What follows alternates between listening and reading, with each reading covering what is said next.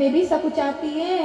जहाँ पर माँ पराम्बा ने, माँ भगवती ने अवतार लिया हो, वहां की सुंदरता का क्या हम जैसे लोग वर्णन कर सकते हैं? क्या नहीं कर सकते हैं। जहाँ पर माँ भगवती प्रकट हुई हो, जहाँ पर माँ भगवती, माँ जगदम्बा ने अवतार लिया हो, वहां के बारे में हम कुछ नहीं कह सकते,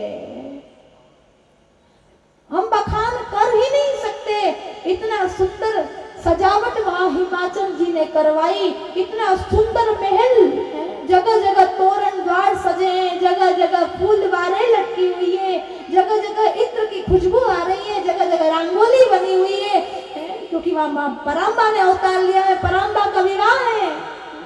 इतनी सुंदरता वहां की कोई भी नहीं, वेद नहीं गा सके, संत नहीं गा सके, तो हम भी नहीं गा पाएंगे, इतनी सुंदरता।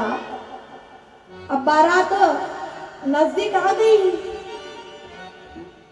सब नगरवासी खड़े हैं बारातियों का स्वागत करने के लिए। तो मैना देवी भी खड़ी हुई है, थाली सोने की, उसमें कलश रखा हुआ है, दीपक रखा हुआ है। सब लोगों ने भगवान विष्णु को देखा तो बच्चे आपस में बात करने लगे कि अरे सुनो सुनो, दूल्हो कितना सुंदर लगे। विष्णु भगवान को दूल्हा समझ लिया। अरे सुनो सुनो, वो दूल्हा कितना सुंदर है, इतना सुंदर पीतांबरी पहने, सोने का मुकुट लगा रखा है, बाजू बंद, सुंदर सुंदर मालाएं धारण किए, नीलमणि जैसा सुंदर चमकता चेहरा, नीलमणि जैसा प्रकाश प्रकाशित हो रहा है। अरे लगता है दूल्हो तो वही है, दूल्हो तो वही है। अब विष्णु भगवान पास आ गए, सबको लगा यही दूल्हा है, तो आरती करने लगे। विष्णु जी ने कहा अरे नहीं नहीं नहीं, मैं दूल्हा नहीं हूँ, दूल्हा मैं नहीं हूँ, दूल्हा तो पीछे आ रहा है, पीछे मैं दूल्हा नहीं हूँ, दूल्हा पीछे आ रहा है।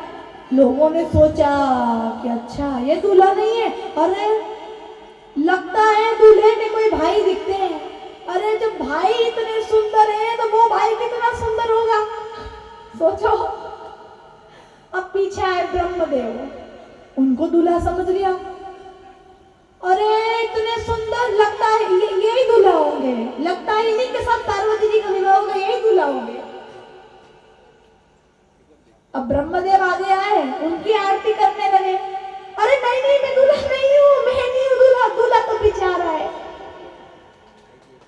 अब फिर इंद्रदेव आए, तो इतने खूबसूरत है इंद्रदेव, उनको दूल्हा लगता है इतने खूबसूरत, अब ये ही दूल्हा होंगे, 100%, 100% सही, ये ही दूल्हा होंगे। उनकी पूजा करने लगे। इंद्रदेव से अरे नहीं नहीं नहीं, मैं तो दूल्हे को भाई लगूं। उन्होंने मजाक कर ली कि मैं तो दूल्हे का भाई लगता हूँ, मैं दूल्हा नहीं हूँ, दूल्हा तो पीछे पीछे आ रहा है। तो बच्चों ने इंद्रदेव से पूछा कि क्यों भाई, आप इतने सुंदर हो तो दूल्हा कितना सुंदर होगा। तो इंद्रदेव ब्रह्मदेव आपस में देख करके हंसने लगे। हाँ हाँ, दूल्हा तो इतना सुंदर है कि उनको देख करके आप देखते ही रह जाओगे, उनसे नजरें हटाने का मन ही नहीं करेगा, इतना सुंदर दूल्हा है, इतना खूबसूरत है। क्या अच्छा अच्छा, तो कहाँ है दूल्हा? तो बोले वो रहा जो बेल पर आ रहा है। जैसे ही देखा दूल्हे को, पूरे शरीर में भस्म लगाए हुए हैं, हाथों में नाग लटका रखे, गले में नाग है, पैरों में नाग के पायल बांध रखी है, सिर पर जटाऊ का मुकुट है, गंगा जी निकल रही है, त्रिनेत्र सुशोभित हो रहा है, और नाग देवता फन निकाल रहे हैं बाहर। और सब लोग डर गए, सूर्य मैना देवी डर गई, और डर गई, थाली हाथ से छूटी और नीचे गिर के बेहोश हो गई। मैना देवी बेहोश, पकड़ करके कक्ष में ले जाया गया।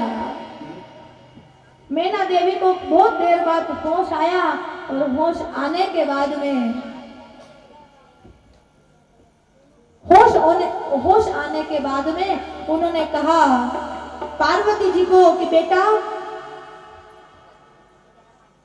जो फल कल्प वृक्ष में लगना चाहिए था, वो फल आज बबूल में क्यों लग रहा है? बेटा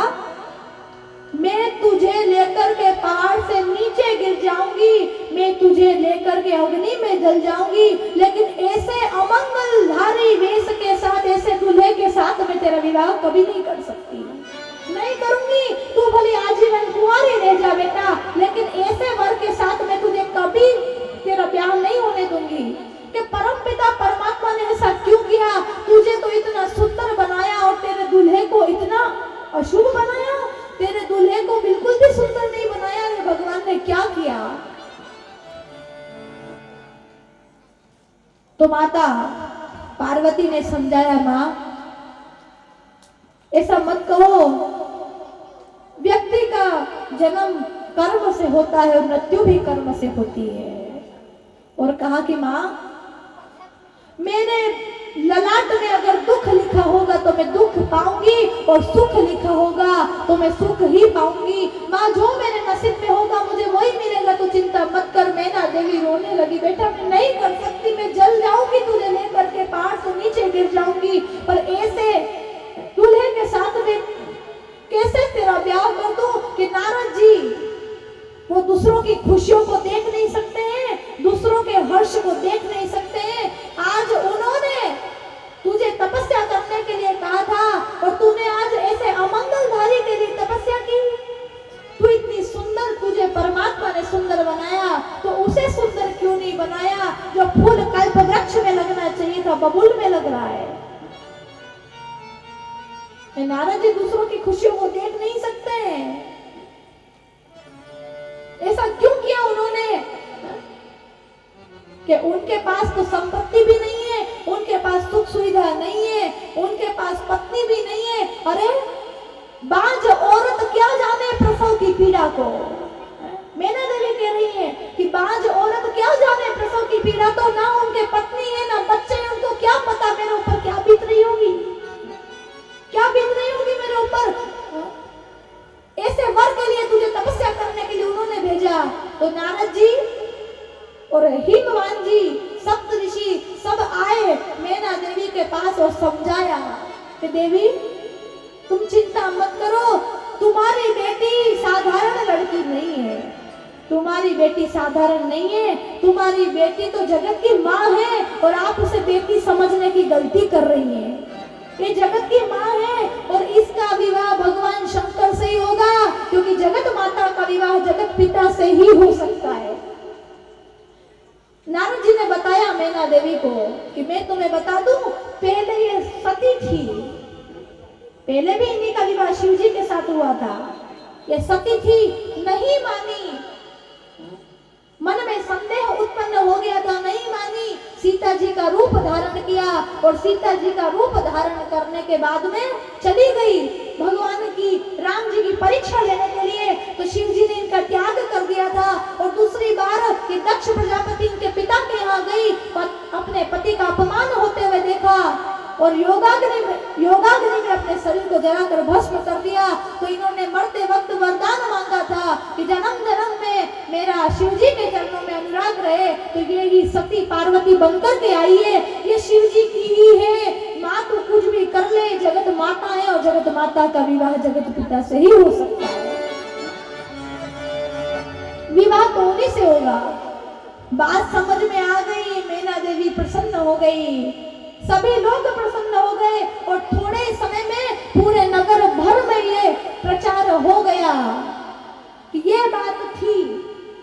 सबको पता चल गई कि हकीकत क्या है, ये कौन है, सबको पता चला। हृदय में प्रसन्नताएं, आकाश मार्ग से देवता फूलों की वर्षा कर रहे हैं, ढोल नगाड़े बज रहे हैं, मृदंग बज रहे हैं, माँ सरस्वती वीणा बजा रही है, भगवान का विवाह होने वाला है। बहुत ऊंचा सिंहासन लगाया, उस सिंहासन पे भगवान शिव जी को बिठाया गया और शंकर भगवान को उस सिंहासन में बिठाया। वेदी थी, वेदी के ऊपर सिंहासन था जो ब्रह्मा के द्वारा बनाया हुआ था, उस पर भगवान शंकर को बिठाया गया और स्त्रियों को कहा कि जाओ माँ पार्वती जी को श्रृंगार करके ले आओ। तो सखी आ गई, पार्वती जी को दुल्हन के रूप में सजाया गया। हमारी बहन बेटियों की जब शादी होती है तो बहन बेटियां कितनी सुंदर लगती है। सोचो कि वो जगत जननी माँ जगदम्बा कितनी सुंदर लग रही होगी।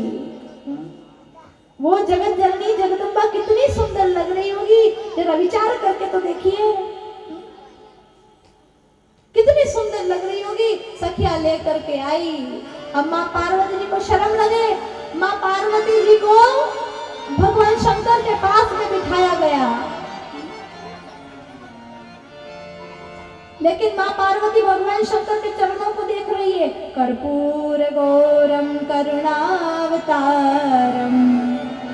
संसार सारम भुजगेन्द्रहारम सदा वसंतम हृदयारविंदे भवम भवानी सहितम नमामि।